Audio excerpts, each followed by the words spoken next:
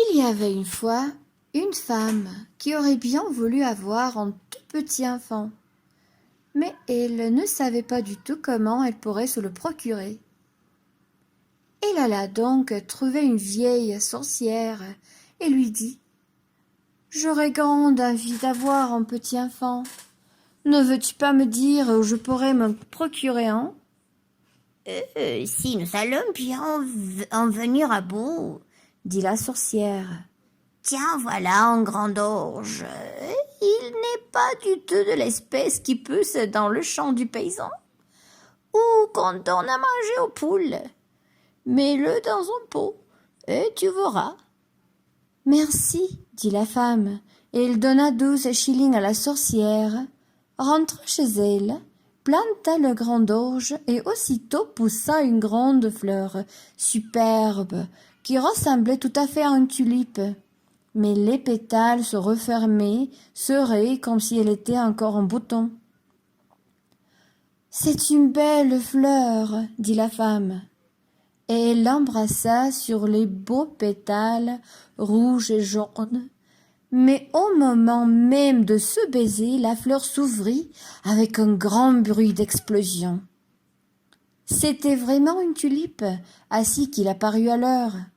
Mais au milieu d'elle, assise sur le siège vert, était une toute petite fille, mignonne et gentille, qui n'était pas plus haute qu'un pouce, et qui, pour cette raison, fut appelée Poussette.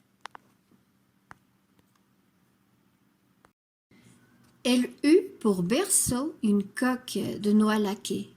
Des pétales bleus de violette furent ses matelas, et des pétales de rose sa couverture. C'est là qu'elle dormait la nuit, et le jour elle jouait sur la table, où la femme avait posé une assiette entourée d'une couronne de fleurs dont les tiges trempaient dans l'eau. Un grand pétale de tulipe y flottait, où Poussette pouvait se tenir et naviguer d'un bord à l'autre de l'assiette. Elle avait pour ramer 2 grands chevals blancs. C'était charmant. Et elle savait aussi chanter, et son chant était doux et gentil, tel qu'on n'avait jamais entendu le pareil ici.